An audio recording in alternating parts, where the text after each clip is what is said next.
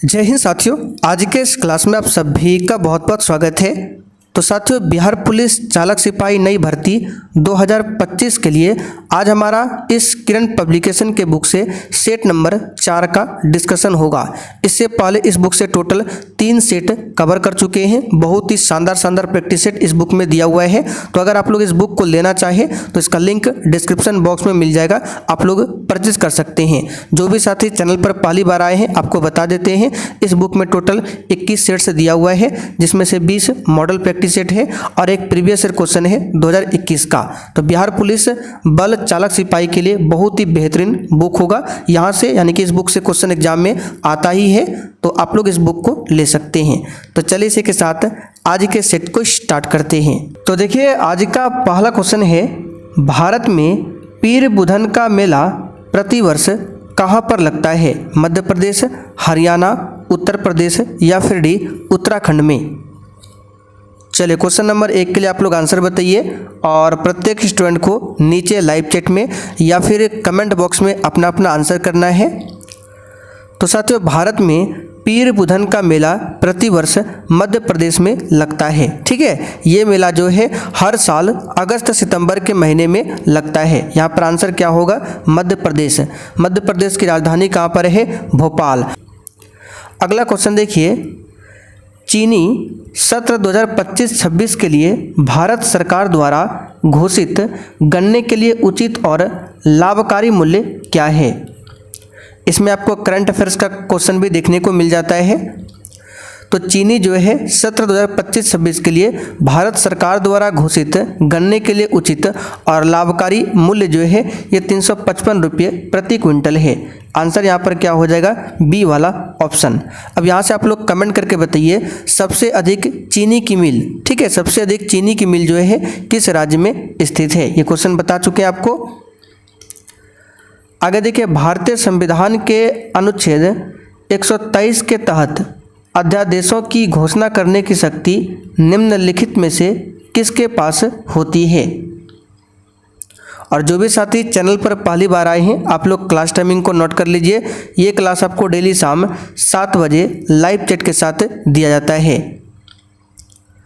तो भारतीय संविधान का जो आर्टिकल 123 है, इसके तहत राष्ट्रपति अध्यादेश जारी करता है और एक आर्टिकल है 213, इसके तहत राज्यपाल अध्यादेश जारी करता है।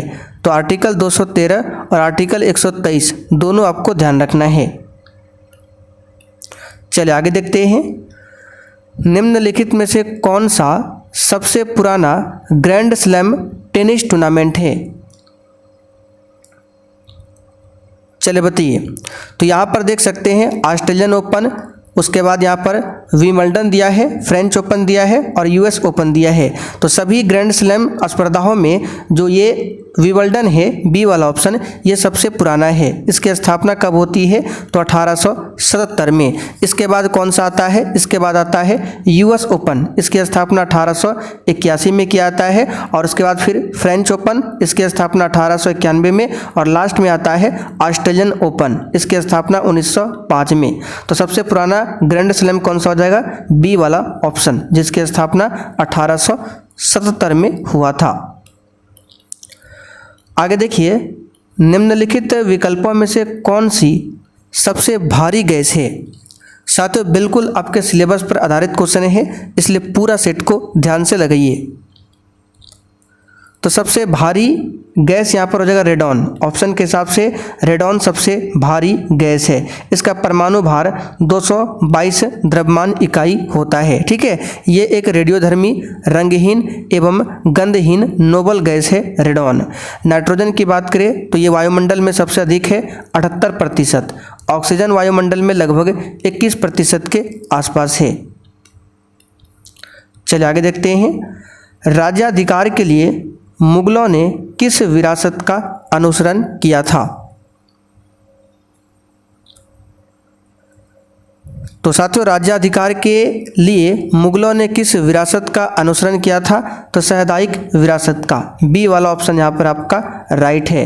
मुगल वंश की स्थापना किसने किया था? बाबर ने किया था 1526 में, जो कि पानीपत का प्रथम युद्ध हुआ था। और साथियों, जैसे ही ये क्लास खत्म होगा, इसका पूरा PDF आपको मिल जाएगा आंसर के साथ में। कहाँ पर मिलेगा? तो इस बिहार पुलिस चालक सिपाही के बैच में। ये आपका बैच स्टार्ट हो चुका है। जिनको भी ज्वाइन करना है, ये हमारा व्हाट्सएप नंबर है, इस पर मैसेज करके बता सकते हैं। यहाँ पर आपको बैच के बारे में संपूर्ण जानकारी मिल जाएगा। बैच में क्या क्या मिलेगा यहाँ पर लिखा हुआ है। चलिए आगे देखिए। वित्त अधिनियम 2019 के अनुसार आयकर अधिनियम की धारा डैश के तहत इलेक्ट्रिक वाहनों की खरीद हेतु लिए गए ऋण पर भुगतान किए गए ब्याज के लिए 1.5 लाख रुपये तक की राशि की कटौती की दावा किया जा सकता है। बताइए किस धारा के तहत? तो ये धारा कौन सा हो जाएगा? तो 80 EEB, डी वाला ऑप्शन यहाँ पर आपका राइट है। चलिए आगे देखते हैं। नगर निगम की बैठकों की अध्यक्षता कौन करता है? चलिए बताइए। और साथियों, बैच में जो आपका प्रैक्टिस सेट चलेगा, उसमें आपको मोटर वाहन अधिनियम, यातायात संकेत और गाड़ियों के पार्ट्स के नाम से संबंधित जो भी क्वेश्चन पूछे जाते हैं, वो सब क्वेश्चन आपको मिलेगा इस बैच में, ठीक है। तो नगर निगम की बैठक की अध्यक्षता कौन करता है? महापौर करता है, याद रखिएगा, महापौर। निम्नलिखित में से कौन सा मृदा निर्माण का कारक नहीं है? और बैच में अभी ऑफर चल रहा है, इसलिए आप लोग देर मत कीजिए। बताइए मृदा निर्माण का कारक कौन सा नहीं है? तो अकार्बनिक सामग्री की भूमिका इसमें नहीं होती है मृदा निर्माण में, बाकी तीनों की होती है। आगे देखिए। अलाउद्दीन खिलजी ने अपने सैनिकों के लिए एक नए सैनिक नगर का निर्माण कराया, जिसका नाम क्या था? पूरा क्लास को ध्यान से देखिएगा, क्योंकि क्लास के लास्ट में आपको बैच के बारे में बताएंगे किस प्रकार से ज्वाइन करना है। तो यहाँ पर इसका सही जवाब है सिरी, ठीक है, जिसका नाम क्या था? सिरी। डी वाला ऑप्शन यहाँ पर आपका राइट है। आगे देखिए। द गोल्डन बोट नामक पुस्तक किसने लिखी है? चले लगाइए क्वेश्चन नंबर 11 के लिए आंसर। और साथियों, आप लोग रेगुलर क्लास कीजिए, ठीक है। द गोल्डन बोट नामक पुस्तक के लेखक कौन है? तो रविंद्रनाथ टैगोर है। सी वाला ऑप्शन यहाँ पर आपका सही जवाब है। रविंद्रनाथ टैगोर ने ही भारत का राष्ट्रीय गान जन गण मन को भी लिखा है। आगे देखिए। सूफी उस्ताद अपनी सभाओं को अपनी खानकाहों में आयोजित करते थे, जिन्हें डैश कहा जाता था।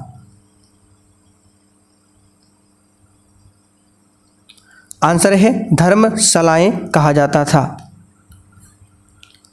बिहार के सोनपुर का मेला किस दिन आयोजित होता है? बताइए। एशिया का सबसे बड़ा पशु मेला है बिहार के सोनपुर में। तो ये गंगा और गंडक के संगम पर कार्तिक पूर्णिमा के दिन हरिहर क्षेत्र तथा सोनपुर का मेला लगता है। तो यहाँ पर क्या होगा? कार्तिक पूर्णिमा। बी वाला ऑप्शन यहाँ पर आपका राइट है। आगे देखिए। धौलावीरा और लोथल की प्राचीन हड़प्पा बस्तियां वर्तमान भारतीय राज्य में डैश स्थित है।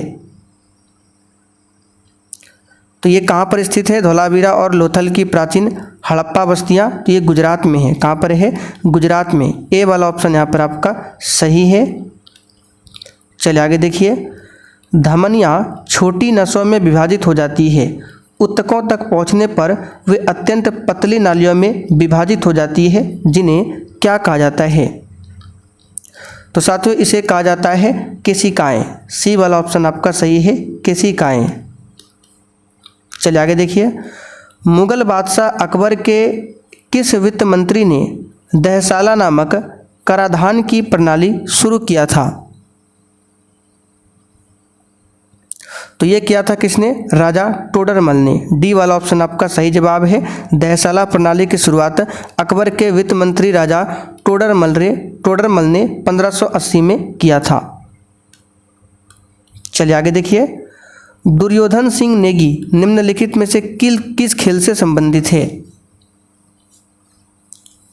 और किसी भी क्वेश्चन में डाउट हो तो आप लोग कमेंट करके पूछिए। दुर्योधन सिंह नेगी किस खेल से संबंधित है? इसका सही जवाब है मुक्केबाजी से संबंधित है। किस संविधान संशोधन के द्वारा रियासतों के पूर्व शासकों की उपाधियों और विशेष अधिकारों को समाप्त कर दिया गया? बताइए कौन सा संशोधन है?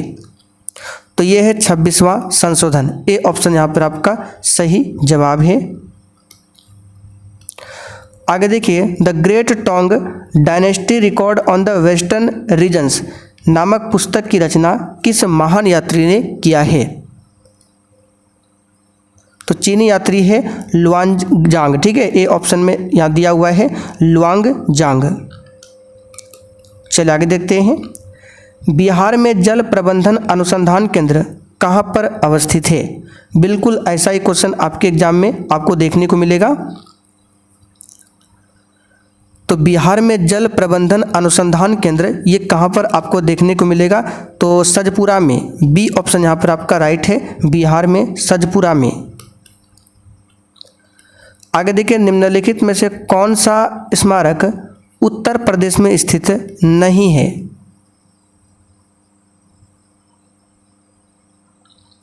तो ये हो जाएगा जहांगीर का मकबरा। जहांगीर का मकबरा मुगल सम्राट जहांगीर के लिए बनाया गया था। कब? तो 17वीं शताब्दी का मकबरा है जहांगीर का मकबरा। ये मकबरा जो है 1637 में, कब? 1637 में निर्माण किया गया था और ये रावी नदी के किनारे पाकिस्तान के शहर लाहौर के पास स्थित है। ठीक है, तो ये उत्तर प्रदेश में नहीं है, बाकी ये सब जो है उत्तर प्रदेश में है तीनों।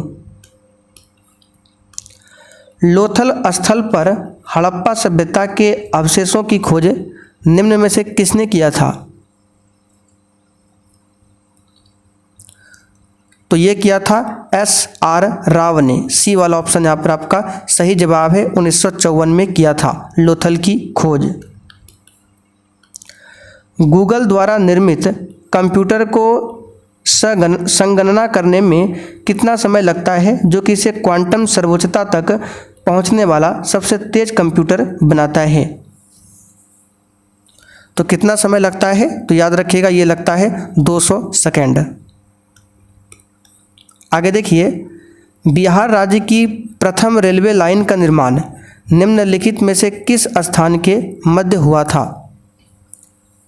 चलिए बताइए। इस प्रैक्टिस सेट में आगे अभी आपको गाड़ियों के पार्ट्स के नाम से संबंधित क्वेश्चन देखने को मिलेगा, फिर मोटर व्हीकल एक्ट, ये सब क्वेश्चन आपको देखने को मिलेगा। तो बिहार की प्रथम रेलवे लाइन का निर्माण मुगल सराय से कलकत्ता के बीच हुआ था। देखिए बी ऑप्शन में दिया हुआ है। आगे देखिए, रेपसीड मस्टर्ड का राष्ट्रीय अनुसंधान केंद्र भारत के निम्नलिखित में से किस राज्य में है?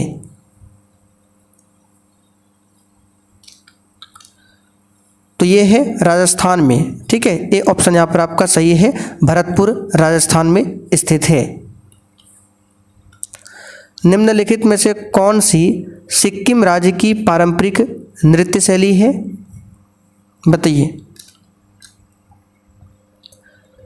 तो ये हो जाएगा आपका मुखौटा। ए ऑप्शन यहाँ पर आपका सही है, क्वेश्चन पूछा हुआ है मुखौटा। भारत में राष्ट्रीय उपभोक्ता दिवस किस दिन मनाया जाता है? तो यहाँ पर राष्ट्रीय उपभोक्ता दिवस पूछा गया ना कि अंतर्राष्ट्रीय। तो राष्ट्रीय वाला 24 दिसंबर को मनाया जाता है। कब? 24 दिसंबर को। 1 दिसंबर को विश्व एड्स दिवस, 10 दिसंबर को विश्व मानवाधिकार दिवस मनाया जाता है। 14 नवंबर को विश्व मधुमेह दिवस और बाल दिवस भी मनाया जाता है। 5 जून को विश्व पर्यावरण दिवस, 22 मई को विश्व जैव विविधता दिवस, 22 अप्रैल को विश्व पृथ्वी दिवस, 22 मार्च को विश्व जल दिवस और बिहार दिवस मनाते हैं। आप लोग कमेंट करके बताइए 28 फरवरी को क्या मनाते हैं। प्रवर, मंजीरा और मरेर नदियाँ ये किस नदी की दाहिनी सहायक नदियाँ हैं? और क्लास में जो भी एक्स्ट्रा क्वेश्चन बताया जाता है ये पूरा आपको लिखा हुआ नोट्स में मिलेगा बैच में। इसका पीडीएफ भी अभी मिल जाएगा। ठीक है, जैसे क्लास खत्म होगा 2 या 3 घंटा के बाद ये पूरा पीडीएफ आपको अपलोड मिल जाएगा। तो प्रवर, मंजीरा और मरेर नदियाँ किस नदी की दाहिनी सहायक नदियाँ हैं? तो इसका सही जवाब क्या हो जाएगा? ऑप्शन गोदावरी। डी वाला ऑप्शन आपका राइट है, गोदावरी। गोदावरी नदी की लंबाई 1465 किलोमीटर है और दक्षिण भारत की सबसे लंबी नदी है गोदावरी। संघाई में तीरंदाजी विश्व कप 2025 में भारत ने कितने पदक जीते हैं? तो टोटल 7 पदक जीते हैं, जिसमें से 2 गोल्ड है, उसके बाद 1 रजत है और 4 कांस्य पदक है। 2, 1, 3, 4, 7 पदक टोटल जीते हैं। आगे देखिए, किस वर्ष नेपाल ने राजतंत्र को समाप्त कर दिया और एक लोकतांत्रिक गणराज्य के रूप में उभरा? तो ये कब हुआ? तो इसका सही जवाब है वर्ष 2008 में। नेपाल की राजधानी काठमांडू है। सीता वॉरियर ऑफ मिथिला इस पुस्तक के लेखक निम्नलिखित में से कौन है? आंसर है अमीश त्रिपाठी। याद रखिएगा, इंपॉर्टेंट क्वेश्चन है, Amish Tripathi. Statue of unity dash में स्थित है? बताइए कहाँ स्थित है? तो स्टैचू ऑफ यूनिटी जो है ये आपको केवड़िया में देखने को मिलेगा, गुजरात केवड़िया में। ठीक है, राज्य पूछे तो गुजरात। और स्टैचू ऑफ यूनिटी किसकी प्रतिमा है? सरदार वल्लभ भाई पटेल की प्रतिमा है स्टैचू ऑफ यूनिटी। चलिए आगे देखिए, वर्ष 1989 में लागू केंद्रीय मोटर गाड़ी अधिनियम कहाँ लागू किया गया था? तो ये समस्त भारत में लागू किया गया था। डी वाला ऑप्शन यहाँ पर आपका राइट है, समस्त भारत में। चलिए आगे देखते हैं, निम्नलिखित में से किसे द्वितीयक वायु प्रदूषक कहा जाता है? तो द्वितीयक वायु प्रदूषक यहाँ पे हो जाएगा ओजोन। बी वाला ऑप्शन आपका राइट है। क्या हो जाएगा? ओजोन को द्वितीयक वायु प्रदूषक के रूप में जाना जाता है।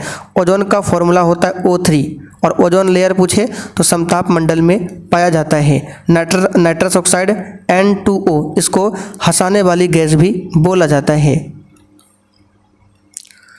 मोटर गाड़ी के निचले हिस्से में दोनों ओर जो सीधे लोहे के गार्डर लगे हुए होते हैं उनको क्या कहते हैं? अब देखिए, ये क्वेश्चन आपको डायरेक्ट समझ में तो आएगा नहीं, इसके लिए आपको फिजिकली देखना पड़ेगा गाड़ी में कहाँ पर क्या है। तो हम डेली बताते हैं, यूट्यूब पर सर्च कीजिए गाड़ियों के पार्ट्स के नाम। ऐसे बहुत सारे आपको वीडियो मिल जाएंगे जहाँ पर आपको वीडियो दिखाकर बताया जाएगा कि ये गाड़ी का ये पार्ट्स का नाम क्या है, ये क्या है। तो उसको अगर आप लोग देख लेंगे तो क्वेश्चन बनाने में आसानी होगा। और थ्योरी जो होगा इसका हम अपलोड कर देंगे बैच में। ठीक है, तो वीडियो और थ्योरी दोनों देख लीजिए, उसके बाद ये क्वेश्चन समझ में आएगा। अब जैसे पूछा गया है कि मोटर गाड़ी के निचले हिस्से में दोनों ओर जो सीधे लोहे के गार्डर लगे हुए होते हैं। अब अगर आपने ये देखा होगा तो बिल्कुल आराम से आंसर बता सकते हैं। जिनको ड्राइविंग आता है वो आंसर कर सकते हैं। फिलहाल इसका आंसर बता देते हैं क्या हो जाएगा। इसको क्या बोला जाता है?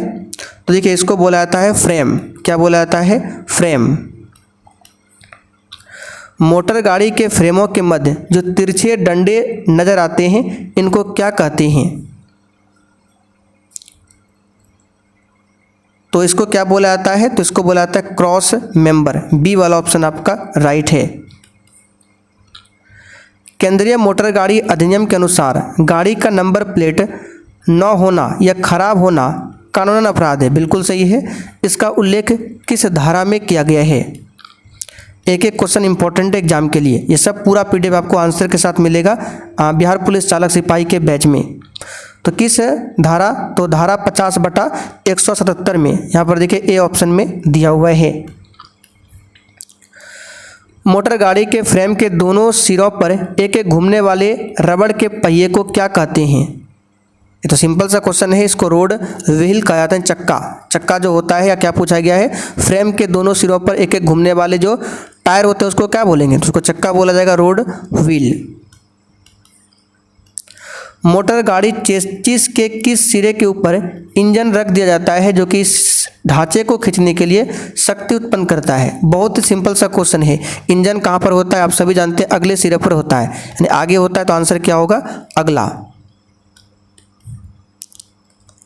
इंजन की शक्ति को पिछले पहियों तक पहुंचाने के प्रबंध को क्या कहते हैं? यानी इंजन का जो पावर है उसको पीछे जो टायर लगा होता है पहिया तक पहुंचाने के लिए जो प्रबंध किया जाता है उसको क्या बोला जाता है? तो यहाँ पर इसका सही जवाब हो जाएगा ट्रांसमिशन सिस्टम बोला जाता है। सी वाला ऑप्शन आपका सही है, इसको याद कर लीजिए, ट्रांसमिशन सिस्टम। केंद्रीय मोटर गाड़ी अधिनियम के धारा 136 के अनुसार किसी भी दुर्घटनाग्रस्त गाड़ी का निरीक्षण करने का अधिकार किसे प्राप्त है?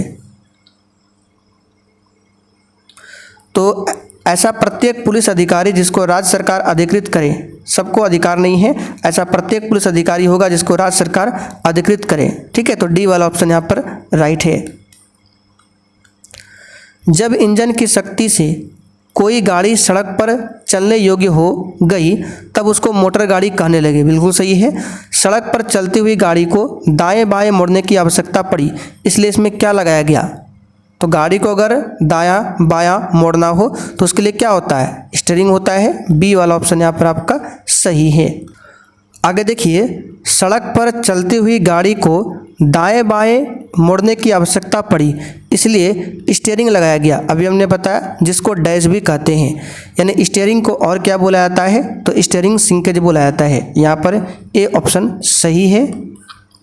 चलिए आगे देखते हैं। चलती हुई मोटर गाड़ी को रोकने के लिए दो प्रकार के ब्रेक, हैंड एवं फुट ब्रेक होते हैं। इस प्रबंध को क्या कहते हैं? तो इसको ब्रेकिंग सिस्टम बोला जाता है। आगे देखिए, मोटर गाड़ी के इंजन को चलाने के लिए एवं हॉर्न बजाने तथा बत्ती जलाने के लिए बिजली की आवश्यकता हुई, इसलिए बिजली पैदा करने की मशीन भी लगा दी गई, जिसे क्या कहते हैं? तो इसको डायनेमो कहेंगे। यही तो बिजली पैदा करेगा। ए ऑप्शन यहाँ पर आपका सही है। चलिए आगे देखते हैं। डैश का कार्य कंप्रेशन स्ट्रोक के अंत में इंजन दहन कक्ष में चिंगारी उत्पन्न करता है। बताइए किसका कार्य है? तो ये कार्य है प्रज्वलन सिस्टम का। ठीक है, यहाँ पर डी ऑप्शन आपका सही आंसर है।